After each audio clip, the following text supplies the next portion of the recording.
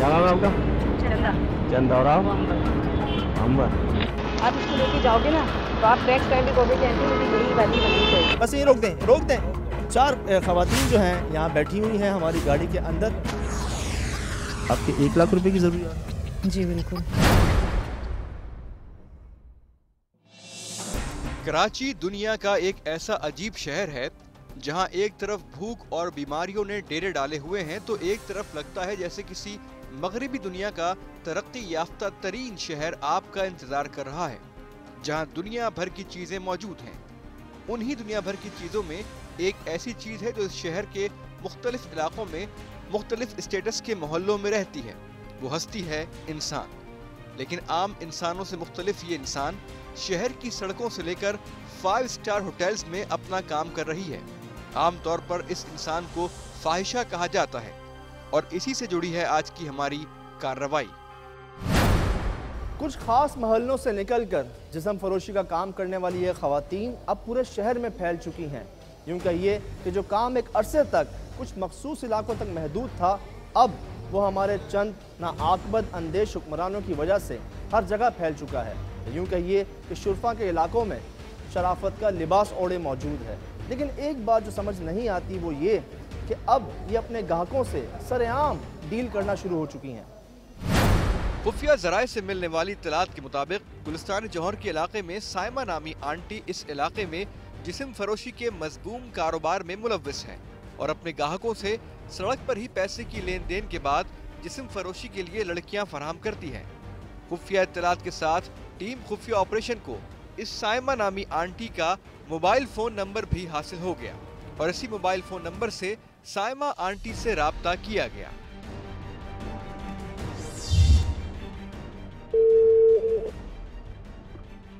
Hello. अस्सलाम वालेकुम। वालेकुम सलाम। साइमा आंटी कैसी हैं आप? अल्लाह का शुक्र। साइमा आंटी इमरान बात कर रहा था। कौन इमरान? पहले आपसे ली थी ना लड़की हिल टॉप पे। कौन सी वाली ली थी? हीरा ली थी और वो पठानी ली थी। नाइट के लिए? हाँ तो ले लें, आ जाए। कहाँ पे आएंगे? वहाँ हिल टॉप पे आएंगे। हाँ हिल टॉप पे आ जाएं। आप कितने बजे आएंगे? अभी आधे घंटे में पहुँच जाऊँगा। तो आज के आपको पता है हफ्ता है 7,000 होंगे, इससे कम नहीं होंगे। उसी रोज साइमा आंटी से टीम खुफिया ऑपरेशन और खुफिया मुखबरों की मुलाकात कराची के इलाके जौहर चौरंगी के करीब हुई। खुफिया इत्तलात के मुताबिक साइमा आंटी के बारे में बताया गया कि वो मुख्तलिफ समतों और मुख्तलिफ रास्तों से इस जगह पहुंचती है और ज्यादा देर किसी का इंतजार नहीं करती। जिस्म फरोशी के लिए लड़कियां ग्राहकों को देने के बाद साइमा आंटी किसी रक्षे या किसी सवारी में सवार होकर किसी मुख्तलिफ रास्ते और समत में निकल जाती है, जिससे उसकी रिहाइश के बारे में मालूम होना मुश्किल होता है। प्रोग्राम के मुताबिक आज पहली बार साइमा आंटी से सिर्फ मुलाकात करके उसके कारोबार के बारे में और उसके तरीक़ाकार पर ज्यादा से ज्यादा बातचीत करनी थी और इस तरह सबूत हासिल करके अगली मर्तबा साइमा आंटी को रंगे हाथों गिरफ्तार करवाना खुफिया ऑपरेशन टीम का हदफ था। साइमा नामी आंटी से मुलाकात और खुफिया रिकॉर्डिंग हासिल करने के लिए हमारा एक खुफिया नुमाइंदा अपनी पूरी तैयारी के साथ एक प्राइवेट कार में मौजूद था। फोन पर बातचीत और इत्मीनान हासिल कर लेने के बाद साइमा आंटी ने खुफिया टीम मेंबर को बातचीत के लिए अपने पास बुलाया। जिस तरह खुफिया इत्तलात थी, साइमा नामी आंटी उसी तरह एक रक्शे में सवार होकर जौहर चौरंगी पहुंची। अस्सलाम वालेकुम। कैसी हैं आप? ठीक है। हाँ। दोनों बैठिए, देखिए आप। क्या नाम है आपका? चंदा। चंदा। और आप? अंबर। अरे ठीक है। और मुझे चंदा है ना? हाँ। बिल्कुल।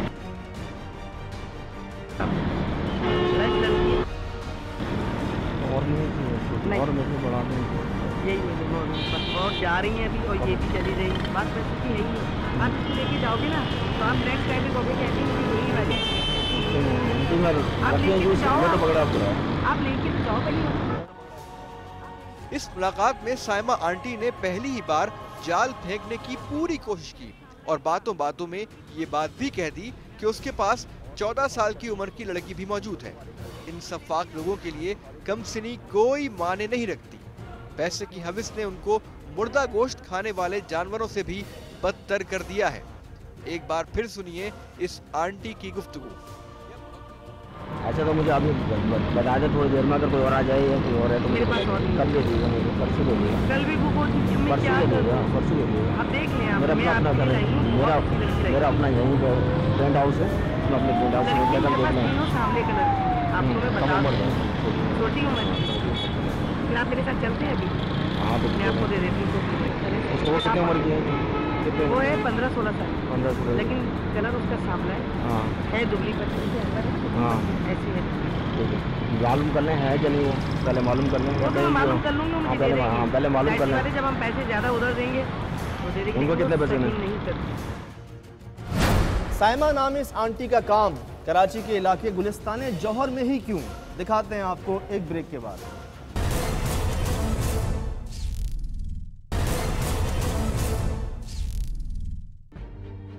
कराची शहर में जा बजा फहाशी के ऐसे अड्डे मौजूद हैं जहां कभी पुलिस की मुआवनत से और कभी चोरी छिपे जिस्म फरोशी का काम होता है। लेकिन गुलिस्तान जौहर के इलाके में इन फहाशी के अड्डों की तादाद शहर के दूसरे इलाकों की निस्बत बहुत ज्यादा है। इसकी एक मिसाल साइमा आंटी भी है, जो इसी इलाके में अपना अड्डा कायम किए हुए है। किसी जमाने में कराची शहर में जिस्म फरोशी का ये धंधा एक मखसूस इलाके और मोहल्ले तक महदूद था। एक खास इलाके में होने की वजह से उस मोहल्ले और उसमें मौजूद तबाहकुन मुहर्रिकात एक खास हुदूद में मौजूद थे। यूं नेपियर रोड की गलाजत कराची शहर के हर गली मोहल्ले में आन पहुंची। गुलिस्तान जौहर 2 दहाई पहले एक गैर आबाद इलाका था, लेकिन आबादी के साथ साथ यहाँ कई मंजिला फ्लैटों की इमारतों में एक कसीर आबादी आबाद हुई, जो मुतवस्सित तबके से ताल्लुक रखती है। इस आबादी में यह कहबा खाने बड़ी तेजी से फले फूले और आज अफसोस के साथ ये बात कही जा सकती है कि अब ये इलाके गैर एलानिया तौर पर रेड लाइट एरिया बन चुका है। टीम खुफिया ऑपरेशन को इससे कबल भी इस इलाके से इसी किस्म की शिकायत मौसूल हो चुकी हैं। लेकिन इस इलाके में मौजूद कसीरुल मंजिला फ्लैटों की यूनियनों ने बहुत सी जगहों पर सख्ती भी की है। इसीलिए हमारा गुमान ये है कि साइमा आंटी भी अपने घर या फ्लैट पर खुले आम जिस्म फरोशी का धंधा नहीं चला सकती होगी। यही वजह है कि साइमा आंटी अपने ग्राहकों से सड़क पर ही डील करती है। लेकिन माजी में टीम खुफिया ऑपरेशन इसी इलाके के कई फ्लैटों से जिस्म फरोशी में मुलव्विस अफराद को मंजर आम पर ला चुकी है। एक फ्लैट में एक खानदान की तरह जिंदगी गुजारने वाले ये लोग मुआशरे में इस बुराई को आम करने में मसरूफ हैं, जिसके लिए उनको पुलिस की मुआवनत हासिल होती है। बाज मरतबा कमजोर कानून की आड़ में और बाज मरतबा मिली भगत से जिस्म फरोशी के अड्डे कायम कर दिए जाते हैं। कोई आम आदमी इनके खिलाफ आवाज उठाने की हिम्मत नहीं कर सकता, क्योंकि हर एक को अपनी इज्जत का ख्याल होता है और जिस्म फरोशी में मुलव्विस लोग लफ्ज इज्जत से दूर दूर का वास्ता नहीं रखते। कुछ अर्से कबल भी आयशा मंजिल के इलाके में इसी तरह एक फ्लैट में जिस्म फरोशी के अड्डे पर भी खुफिया ऑपरेशन की टीम ने पुलिस की मदद से ऑपरेशन किया था और वहां भी ऐसी सूरत हाल थी कि कोई आम आदमी इनके खिलाफ आवाज उठाने की हिम्मत नहीं करता। इस फ्लैट के कंपाउंड में लेकिन बहुत सारे अफराद ने इस कार्रवाई पर हमारी टीम की हौसला अफजाई तो की, लेकिन इनमें से किसी भी शख्स की इतनी हिम्मत नहीं थी कि इन फहश पेशा अनासिर के खिलाफ खुलकर कैमरे के सामने उन लोगों की बुराई कर सके। दुनिया के बहुत से मुल्कों में जिस्म फरोशी को कानूनी तहफ्फुज़ फराहम किया जाता है। वहाँ सड़कों पर इन फहश पेशा औरतों का नजर आ जाना कोई अचंभे की बात नहीं, लेकिन मुमलिकत खुदादाद पाकिस्तान में ऐसा होना एक तरफ तो लाकानूनियत का मुंह बोलता सबूत है और दूसरी तरफ पुलिस की इस मामले में करप्शन को बेनकाब करता है। यही वजह है कि आज बाबा कौम के मज़ार के बाहर चारों अतराफ की सड़कों पर फहश पेशा औरतें पुलिस से बिला खौफ व खतर इस मकरूह धंधे में मुलव्विस हैं। मज़ार कायद के अतराफ में 3 थाने इस मकरूह धंधे के फैलाव में अपना किरदार एहसन तरीके से अदा कर रहे हैं। इन थानों में brigade police station, Jamshed quarter police station और सोल्जर बाजार थाना शामिल हैं, जिनको बाकायदा इन फहश पेशा अफराद की तरफ से भारी नजराने और रिश्वत दी जाती है। यही वजह है कि दिन हो या रात 24 घंटे में किसी पहर मज़ार कायद के अतराफ में किसी न किसी सड़क पर ये फहश पेशा औरतें नजर आती हैं। अक्सर इन औरतों का राब्ता पुलिस के साथ भी होता है। ये औरतें अपने जाल में फंसा लेने के बाद इन लोगों को, जो आंखों देखी मक्खी खाने के लिए तैयार होते हैं, हिरासत में भी ले लेते हैं और बाद में डरा धमका कर नकदी और दीगर कीमती अशिया से भी महरूम कर देते हैं। अब इस तरह से लूटने वाला किसी थाने में जाकर इस बात पर कंप्लेंट किस मुंह से करे? बहरहाल बुरे काम का बुरा अंजाम। भारी रिश्वतों और पुलिस की सरपरस्ती में चलने वाले इस जुर्म की रोकथाम इतनी आसान नहीं, क्योंकि किसी एसएचओ को फहाशी के किसी अड्डे पर जाने में तो शायद शर्म ना आए, लेकिन फहाशी के अड्डे को बंद करवाने में शर्म जरूर आती है। और अब तक आप नाज़रीन को इसकी वजह भी मालूम हो चुकी होगी, और यही वजह थी कि टीम खुफिया ऑपरेशन ने भी पुलिस के अफसराने बाला से बात की और इस ऑपरेशन के लिए कोई एसएचओ नहीं बल्कि एक डीएसपी रैंक के अफसर को इस काम के लिए जिम्मेदारी सौंपी गई। एसएसपी ईस्ट पीर मोहम्मद शाह को एतमाद में लेकर ये ऑपरेशन अब आखिरी मराहिल में दाखिल हो रहा था।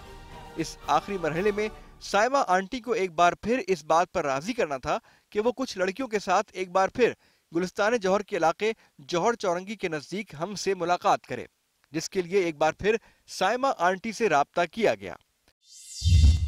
हेलो जी, अस्सलाम वालेकुम। हाँ, मैं ये कह रही हूँ कि 4 लड़कियों का कहा है ना आपने जी, मेरी बात में, 2 जो मैं वो लाई थी वो तैयार करवा रही हूँ कॉलर से, एक उनमें एक और है छोटी आई है, ऐसे 15-16 साल की, और ये टॉप पे जैसे आपने गाड़ी लगाई थी ना जी, ऐसी ही गाड़ी लगा के रखिएगा, रिक्शा में वहाँ रोकूंगी, 2 रिक्शे आएंगे क्योंकि तैयार हुई हुई कॉलर से तो खराब हो जाएंगी सारी ड्रेसिंग उनकी। चलो ठीक है, गाड़ी में बैठ जाएंगी लड़कियाँ आके के साथ ही। चलो। इस फोन के बाद तयशुदा प्रोग्राम के तहत रंगे हाथों साइमा आंटी और उसके साथ इस मकरूह कारोबार में मुलव्विस औरतों को सलाखों के पीछे पहुंचाना इस ऑपरेशन का अंजाम था। इस सिलसिले में मुताल्लिका डीएसपी शारा फैसल थाना से एक बार राब्ता और मुलाकात की गई। दूसरी तरफ खुफिया ऑपरेशन के नुमाइंदे ने साइमा आंटी को इस तरह इत्मीनान दिलवाया था कि उस रोज साइमा आंटी को देर से ही सही आना लाजमी था। इस कॉल में साइमा आंटी के कॉन्फिडेंस की इंतहा का अंदाजा आप जरूर कर सकते हैं। अस्सलामुअलैकुम। हेलो, वालेकुम सलाम। फोन ही नहीं कर रहे हैं आप मुझे। अरे तो आपने तो खुद टाइम दिया था 9 साढ़े 9 बजे का। हाँ दिया था, लेकिन कम से कम फोन तो करें आप मुझे। अच्छा चले, तो रेडी हो गई क्या? बस रेडी होने वाली है, थोड़ी सी देर लगेगी। कितने बजे तक हो जाएंगे? ये सारे लोग कंप्लीट तैयार, बिल्कुल। चले ठीक है। सब मेरे साथ ही हैं कॉलर में। ये हंसी और ये कॉन्फिडेंस किस तरह आंसुओं में बह गए, और ये फ़ोन नंबर जो साइमा आंटी के इस्तेमाल में था, इसकी क्या पुरअसरार कहानी है, दिखाते हैं आपको एक वक्फे के बाद। बस ये रोक दें। ये मोबाइल भी नाज़रीन हमारे पीछे आ चुकी है, और ये हमारी गाड़ी है जिसके अंदर ख़वातीन बैठी हुई हैं बहुत सारी।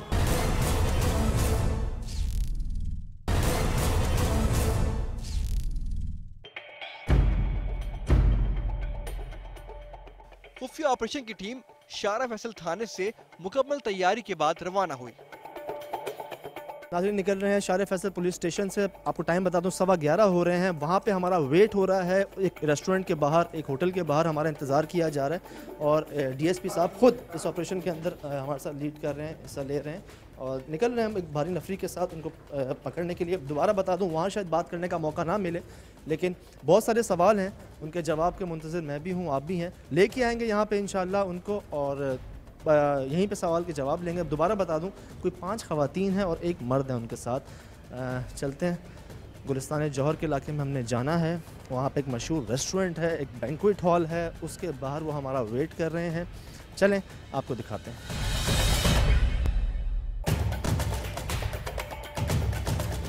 जी नाज़रीन, निकल रहे हैं हम शारे फैसल पुलिस स्टेशन से। डीएसपी साहब खुद इस ऑपरेशन के अंदर शामिल हैं। दोबारा बता दूं आपको कि हमारा इंतज़ार हो रहा है जौहर, गुलिस्तान जौहर में एक मशहूर होटल, एक मशहूर बैंक्वेट हॉल के बाहर हमारा इंतज़ार किया जा रहा है। कोई 5 ख़वातीन और एक मर्द जो है हमारा इंतज़ार कर रहा है, और उनसे बात हो चुकी है। कोई 32,000 रुपये में उनसे ये डील हुई है कि जी वो लेके आएंगी, 4 लड़कियां हमें दी जाएंगी, और 32,000 रुपये में इनसे डील हुई है। और इंतज़ार हो रहा है हमारा। जिस्म फरोश ख़वातीन जो होती हैं वो आपको होम डिलीवरी मिल रही है। बनिस्बत आप वहाँ जाने के, आप एक फ़ोन करें, ऑर्डर दें उनको, कहीं भी आप बुलाना चाहें आप उनको बुला लें। ये इन्होंने एक नया चक्कर, ये जो जो मगरबी ममालिक के जो मामला है उन्होंने यहाँ शुरू कर दिया है, जो बढ़ता जा रहा है दिन ब दिन। लोग इससे काफ़ी मतलब इसके अंदर डूबते जा रहे हैं, गुनाह पे गुनाह करते जा रहे हैं, क्योंकि ये बड़ा आसान है। लेकिन इसके ख़िलाफ़ कार्रवाई हम इंशाल्लाह कर रहे हैं और आपको दिखाते हैं। गुलिस्तान जौहर मोड़ नाज़रीन से हम अंदर दाखिल हो चुके हैं। उस तरफ जा रहे हैं जौहर चौरंगी की जानिब। रास्ते में ही वो रेस्टोरेंट बैंक्वेट हॉल आता है जहाँ पे हमारी टीम के आधे मेंबर पहुँच चुके हैं। उनको बिठाने के लिए हम जा रहे हैं पीछे पीछे ताकि उनको शक ना हो। पुलिस मोबाइलें हमारे पीछे हैं। हमारी गाड़ी ये खड़ी हुई उल्टे हाथ पे सामने, और ये देखें उल्टे हाथ पे गाड़ी सामने, आगे लेके गाड़ी ना थोड़ा सा आगे ले लो। इन्फॉर्मर के साथ खुफिया ऑपरेशन के प्रोड्यूसर एक प्राइवेट गाड़ी में सवार पुलिस मोबाइल से कुछ फासले पर मौजूद थी और मुकर्ररा जगह पहुंच गए थे, और प्रोड्यूसर बाकी तमाम टीम से मुसलसल राब्ते में थे। और फिर साइमा आंटी भी नजर आ गई। अरे यार 3 मिल गई, चौथी भाग गई। आपके इंतजार की वजह से भाग गई। आपने बच्चे को यहीं पे छोड़ दिया? नहीं, मैंने भिजवाया है। अच्छा, मुझे लगा तो था। मैंने भिजवाया है।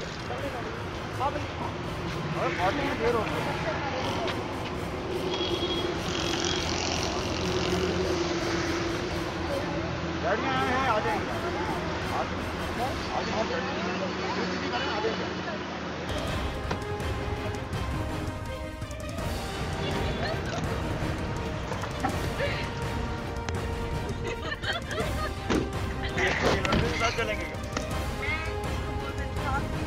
आपको कहाँ ड्रॉप करें? आपको पेमेंट दे। हाँ जी, आ जाएं जनाब, आ जाएं। ये कोने पे खड़ी हमारी EPV और करोड़ा दोनों हिल टॉप है ना, उसके बाहर ही खड़े हैं। वो गाड़ी में बैठ चुकी हैं। आप आ जाएं। जी नाज़रीन, ये हमारी APV के अंदर वो बैठ चुकी हैं ख़वातीन। पुलिस मोबाइल हमने बुलवा ली है, वो भी आ गई है और हम जाते हैं इनको कवर करने के लिए। बस ये रोक दें, रोक दें। ये मोबाइल भी नाज़रीन हमारे पीछे आ चुकी है और हम, ये हमारी गाड़ी है जिसके अंदर ख़वातीन बैठी हुई हैं बहुत सारी। दोबारा बता दूँ आपको कि 1 नहीं, 2 नहीं, 3 नहीं, 4 ख़वातीन हमारी इसी गाड़ी के अंदर बैठी हुई हैं। और यहाँ पे 4 ख़वातीन जो हैं यहाँ बैठी हुई हैं हमारी गाड़ी के अंदर। पुलिस मोबाइल ने इनको कवर कर लिया है और इस गाड़ी में ही मौजूद हैं। इसी गाड़ी के अंदर बैठी हुई हैं चारों ख़वातीन, शायद उनकी आंटी भी। और ये वो गाड़ी है। पुलिस मोबाइल भी यहाँ पहुँच चुकी है। अब इनको लेके जाएंगे पुलिस स्टेशन, वहीं चल के इनसे बातचीत करेंगे।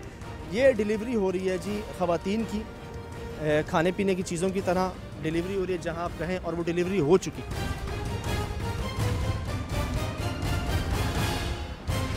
ये देखें जी, आंटी भी मौजूद हैं, ख़वातीन भी मौजूद हैं यहाँ पे, और इनको जो है हम लेके जा रहे हैं पुलिस स्टेशन। नाज़रीन, यहाँ से कह रहे हैं निकलें और पुलिस स्टेशन चल के बात करते हैं। चलिए आए, चलते हैं थाने, वहाँ चल के बात करते हैं।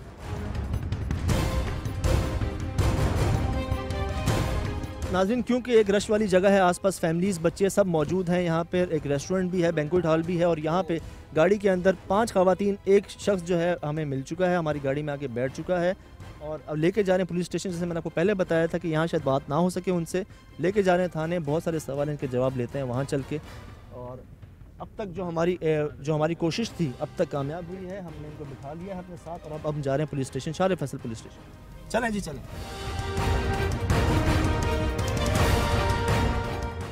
किस तरह से डिलीवरी होती है ख़वातीन की, लड़कियों की। यहाँ पे हम किसी ख्वाहिशी के अड्डे पे नहीं गए, हमने कहीं कोई हमने ऐसी कोशिश नहीं की। ये हमें पता चला कि ऐसा हो रहा है यहाँ पर, खुलेआम हो रहा है और बढ़ती जा रही है ये चीज़। इस पर हमने कार्रवाई की, एक कोशिश की, और आपके सामने है कि 4 लड़कियाँ आ गई हैं। एक खातून आंटी जिनको कहते हैं, उनके साथ एक मर्द भी इनके साथ है जो आके बैठ गए हमारी गाड़ी के अंदर और रेडी हैं। बिल्कुल आप पैसे दें और कहीं भी बुलवा लें। तो ये ज़रा चल के इनसे पूछते हैं पुलिस स्टेशन में कि ये क्या चल रहा है। जी नाज़रीन, पहुंचने वाले हैं हम शार फैसल पुलिस स्टेशन। हमारी APV मोबाइल फुल है लड़कियों से, और जो डिलीवर हुई है हमारे पास एक फ़ोन कॉल पे 32,000 रुपये हमारा तय हुआ था इनसे कि हम इनको देंगे। अब इनको लेके चल रहे हैं पुलिस स्टेशन, वहाँ पे चल के इनसे बातचीत करते हैं, पैसों की भी और सारी चीज़ों की। अब उतार रहे हैं नाज़रीन इनको, यहाँ पे इनको लेके चलते हैं ऊपर।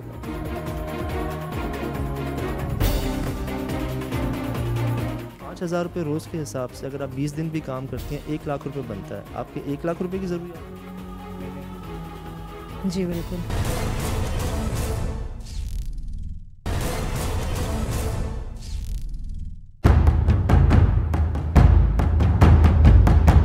आपने इनसे कहा था कुछ बात, इन्होंने आगे से कहा था क्यों?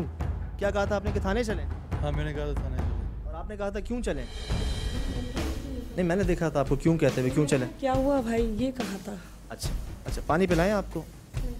नाज़रीन, हमने बहुत काम किया इसके ऊपर। हमें कहा गया कि जी अब ये चीज़ ख़त्म हो गई है, तो अपने घरों पे नहीं बुला रहे, ये फहाशी के अड्डे तमाम ख़त्म हो चुके हैं। लेकिन ये जो उनके हमारे पास कंप्लेंट्स, आपकी बहुत सारी कंप्लेंट्स आई कि ऐसा हो रहा है, हमारी नौजवान नस्ल जो है बर्बाद हो रही है इस चक्कर में, कि उनकी एक आसानी मिल गई है, बहुत आसानी। वो एक फ़ोन कॉल करें और जहाँ पे वो हैं वहाँ पे ये आ जाएं, ना उनको किसी बात का डर, ना खौफ, ना कोई उनको पकड़े जाने का डर। अपनी जगह पे आराम से इनको बुला लें और पता भी ना चले। मेरे टीम मेंबर बता रहे हैं कि जब पुलिस मोबाइलों को इन्होंने देखा तो इन्होंने कहा कि जी कोई पूछे तो कहना फैमिली है, हमारी फैमिली ही लगती है ये। अब देखें तो फैमिली ही लगती है, लेकिन बात यह है कि बस मेहनत नहीं करनी और मजबूरी, उसके अलावा बेरोज़गारी, कोई भी बहाना बना के ये काम कर देना। ये बातें वही हैं जो मैं इनसे पूछूंगा, मुझे जवाब मिलेंगे। मैंने अपनी दे दी थी दोस्त को सिम वगैरह सब ख़त्म कर दिया था मैंने ये सब कुछ, लेकिन मजबूरी ज़्यादा बड़ी। मेरे बच्चे का देख लें आप। मजबूरी आपकी क्या 32,000 रुपये में सही होगी? मजबूरी आपकी ख़त्म होगी? एक दिन के 32,000 रुपये में आप मजबूरी, 9,000 रुपये तनख्वाह आती है, फैक्ट्रियों में काम करती हैं ख़वातीन। मेरे बच्चे ही पानी के कैन का भी काम करता है, ये नहीं कि नहीं करता, लेकिन अभी इसकी हालत देखें, ये कुछ भी नहीं कर सकता, कुछ भी नहीं कर सकता। ये अभी आपके साथ क्यों है फिर? इसको मैं साथ, लेकिन अब बता तो रही हूँ आपके सामने सारी कहानी। बात यह है कि ये सारी बातें जो है ना आप कह रही हैं ना, जो ये किसी तरह से काबिल कबूल नहीं है। ये वही टीम है जिसने देखा है ख़वातीन को 9,000 रुपये के लिए 14 घंटे काम करते हुए, और आप 32,000 रुपये एक दिन के लिए आप कह रही हैं ये आपकी मजबूरी है। ये आपकी मजबूरी नहीं है, ये आपको मेहनत का जो आपको एक रिज़ल्ट है वो। इस वक्त तो हमारी मजबूरी यही है कि मैंने अपनी मजबूरी की वजह से ही किया था आज किया था जी। मैंने ख़त्म कर चुकी थी, ये सब कुछ ख़त्म कर चुकी थी मैंने। अच्छा, अब ये पहली बार आपने आज? जी, 2 साल से आप ये काम कर? नहीं, ये सिम मैंने अपनी दोस्त को दी हुई थी। आपने शायद सीमा को पकड़ा भी था, सही है, सिमी मेमन जो थी उसको शायद पकड़ा भी था। मेरी सिम उसी के पास थी, मैं नहीं कर रही थी कुछ भी। ये सिम फिर आपने क्यों ले ली? मैंने मजबूरी में, मैंने आपको बताया ना, अपनी सिम मजबूरी में ली है मैंने। कितने पैसे देने हॉस्पिटल में अभी? और 16,000 रुपये। तो आप 32,000 रुपये का क्यों अरेंजमेंट कर रहे हैं? जी, 32,000 रुपये क्यों मांगे आपने? किससे मांगे 32,000? रिकॉर्ड है सब कुछ मेरे पास, वो सारी बातें रिकॉर्ड हैं। मैंने ज़्यादा का कहा था उन्हें। 32,000 रुपये में 32,000 में बातें हुई है जी? मेरे पास रिकॉर्डिंग मौजूद। ज़्यादा कहा था उन्हें। 32,000 रुपये इन्होंने कहा था दें। हाँ, ये बात हुई थी। 32,000 रुपये क्यों ले रही थी आप जब 16,000 रुपये आपकी ज़रूरत थी? 16,000 वहाँ जमा करने, बच्चे की दवाएं, मेडिसिन वगैरह सब आ रही हैं भाई, मैं झूठ नहीं बोल रही कि ये तीनों कोई और काम नहीं कर सकते? कर सकती हैं। नहीं, ये इसको टांके लगे हुए हैं, ये मरीज़ है, ये तीनों कोई और काम नहीं कर सकते? कर सकती हैं। फिर यही काम क्यों? ज़्यादा पैसे मिलते हैं, जल्दी मिलते हैं। हो गए आएंगे। एक बात है, आपने कहा ना मजबूरी, कोई और काम नहीं। 16,000 की ज़रूरत है आपको। इन तीनों को अगर आप कहीं काम पे लगवाएं, किसी नेक काम में, जो कर भी रही हैं, टीचर हैं, फैक्ट्री में काम है, घरों में काम है, जगह ये हाँ, घर का काम फैक्ट्रियों में जी। बहुत सारे काम है, कम से कम 12,000 रुपये मिलते हैं तनख्वाह। इन तीनों को मिल जाए, यही काम। बस आप पहली बार आई होंगी? सच? झूठ नहीं, प्लीज़ झूठ नहीं। नहीं बोल रही हूँ, फर्स्ट टाइम आई हूँ। हाँ, फर्स्ट टाइम आई हूँ मैं। आज पहली बार आई हैं? क्यों आई आज? बस मजबूरी है। मजबूरी? तो ये 8,000 रुपये, अच्छा आपने 32,000 रुपये, 4 लड़कियां थी ना, 4 लड़कियों, 8,000 रुपये पर हेड हो गया। तो 8,000 रुपये आपको मिलते, कितने मिलते? पता नहीं, अभी तो मुझे कुछ पता नहीं। इनको कितने देती हैं आप? 5 5,000 इनको देती, 3,000 आप रखती हैं। ये कह रही हैं पहली बार आई हैं, सच कह रही हैं झूठ कह रही हैं? जी। सच कह रही हैं? छोटी बेटी है, शोहर नहीं आप? छोड़, वजह? बस घरेलू मामलात थे, छोड़ दिया उसने। अच्छा, ओके, ठीक है, आप आइएगा आगे। इनको कैसे, थोड़े दिनों में कैसे जाना है? बस फ़ोन पे बात हुई थी। इन्होंने फ़ोन किया आपको? नहीं, मैंने किया। आपने किया? आपके पास नंबर कहाँ से आया इनका? मैं पहले सिमी जो आंटी है उनसे बात थी मेरी। उनसे पहले आपका रब्ता था? हाँ, नहीं था, बात हुई थी, तो बाद में इन्होंने शायद अपनी सिम अपने पास ले ली, तो फिर इनसे बात हुई थी मेरी। अच्छा, आज पहली बार आई हैं जी। आप? कैसे जानती हैं? मेरी दोस्त ने मिलवाया था। आपकी दोस्त ने मिलवाया था? कब मिलवाया? 1 महीना पहले। तो आपकी दोस्त ने क्या कह के मिलवाया आपको इनसे? जो आपके सामने वही सब कुछ बोला था। मैं समझ गया। वजह पैसों की ज़रूरत, मजबूरी। ज़्यादा पैसों की ज़रूरत? जी बिल्कुल। ज़्यादा पैसों की मतलब वजह क्या, वजूहात क्या? ज़रूरियात ज़्यादा हैं? जी बिल्कुल। ख्वाहिशात ज़्यादा हैं? ख्वाहिश का मतलब ये नहीं होता, सही है, मजबूरी इंसान को लेकर। 5,000 रुपये रोज़ के हिसाब से अगर आप 20 दिन भी काम करती हैं 1 लाख रुपए बनता है। आपके 1 लाख रुपए की ज़रूरियात? जी बिल्कुल। 1 लाख रुपए की ज़रूरियात हैं आपकी, ठीक है। ये रिकॉर्डिंग आपके सामने है, ये चीज़ें आपके सामने है, एतराफ़ आपके सामने है। ओपन नहीं कह रही हैं कि मेरी लाख रुपए की ज़रूरत है महीने की। अपनी ज़रूरतें कम नहीं करनी है, चाहे उनको गुनाह करना पड़े, चाहे उनको गलत काम करना पड़े, अपनी ज़रूरतें कम नहीं करनी। हम जैसे लोग कम कर लेते हैं अपनी ज़रूरतें, लेकिन क्या कहेंगे, गुनाह में लज्जत होती है, चस्का लग जाता है, और यही सब कुछ इनके साथ। मैं गलत कह रहा हूँ? नहीं, आप सही कह रहे हैं। मेहरबानी। मैं गलत कहा?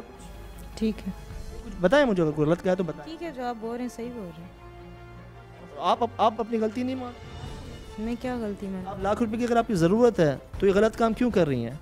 तो मैं अपने घर के खर्चे कहाँ से निकालूं? मेरा कोई कमाने वाला होता तो मैं यहाँ पे खड़ी होती। क्या खर्चे हैं आपके लाख रुपए, मुझे बताएंगे? मेरा कोई होता तो मैं यहाँ सवालों के जवाब दे रही होती।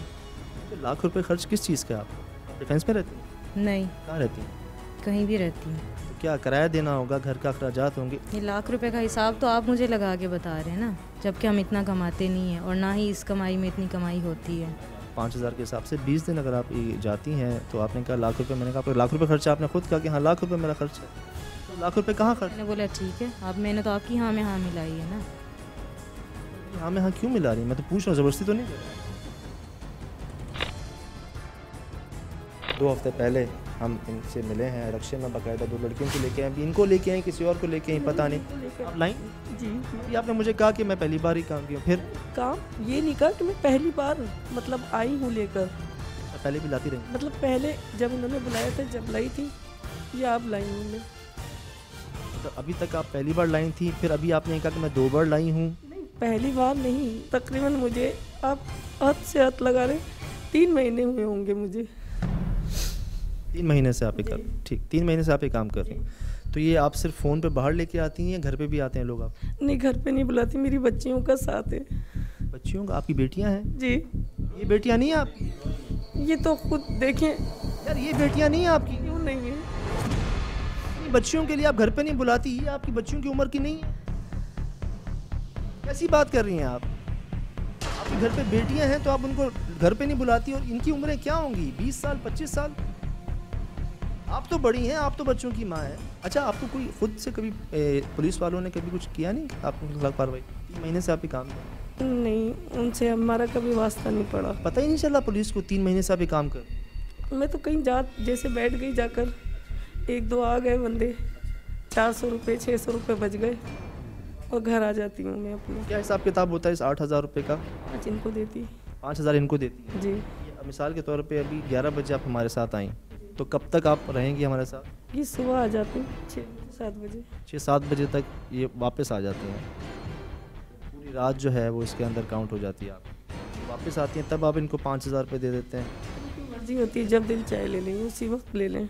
किसी एक बात से ना आपकी ये चीज़ साबित नहीं हो रही कि आप मजबूरी में काम करें। कहीं एक बात से आपको, सच्ची बात बताऊं, आपको बुरी लगे, आपको मज़ा लग गया है कि आसानी से पैसे हासिल करने का, गुनाह में लज्जत होती है, मेहनत ना किए हुए इतने पैसे मिल जाते हैं आपको। तो ये जो है ना, आपको काफ़ी आसानी मिल गई इस चीज़ से।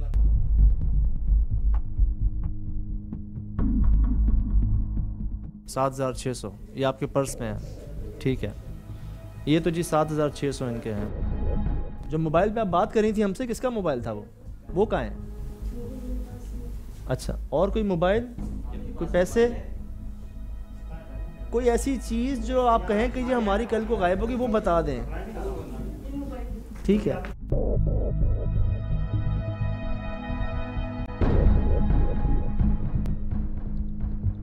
नाज़रीन, आपके सामने पूरी कार्रवाई रही, आपके सामने रहा पूरा।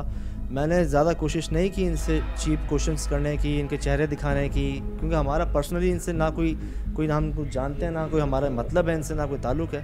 हमने ना इनके चेहरे दिखाए हैं, ना हमने इनको कहा है कि हमें अपने चेहरे दिखाओ। हमने भी इनके चेहरे नहीं देखे, हमें नहीं पता कौन है क्या है। बस ये जो काम कर रहे हैं वो गलत है और मुस्तकिल तौर पे कर रहे हैं। और जैसा हमने कहा था कि हम कोशिश करते थे, हैं, रहेंगे, आपकी दुआएं साथ थी हैं। और अब ये DSP साहब के हवाले सईद तारिक साहब के, और ये इनके खिलाफ जो कानूनी कार्रवाई भी करेंगे। एक चीज़ और सामने आई है, दिखाता हूँ। ये जो आपके टैक्टिक्स हैं 14 साल 15 साल 16 साल बताना, और ये जो सेल करने के लिए आप जो जुमले इस्तेमाल करती हैं, तो क्या वो फ़ौरन ही राज़ी हो जाए? मेरा नहीं ख्याल कि कमी होगी इस तरह के लोगों की, है कमी तो नहीं होगी ना। आप तो डेली ये सोचती होंगी किसके पास जाएं किसके पास नहीं जाएं, ऐसे ही है ना जी। नाज़रीन, ये हमारा माशरा है, यही जाली आमिल करते हैं, यही ये करती हैं कि ज़बरदस्ती किसी के साथ नहीं करते, वो ख़ुद ही आते हैं ऐसे काम के लिए, और जब इनको सामने से दिखता है कि जी सैकड़ों हज़ारों रुपए मिल रहे हैं हमें थोड़ी सी मेहनत या थोड़ी सी समझ लें बर्दाश्त के लिए, और इनके सारे काम हो जाते हैं। दोबारा बता दूं आपको कि इसमें काफ़ी हद तक हमारा माशरा, हम लोग भी इसके अंदर शामिल ही हैं। अगर हम ना करें तो फिर ये क्यों करें, किन के साथ करें, कैसे करें? तो बात यही है कि सिर्फ इनको ज़िम्मेदार ठहराना सही नहीं है, और जो इनके सामने जुर्म है आपके सामने है, कानून जाने ये जाने।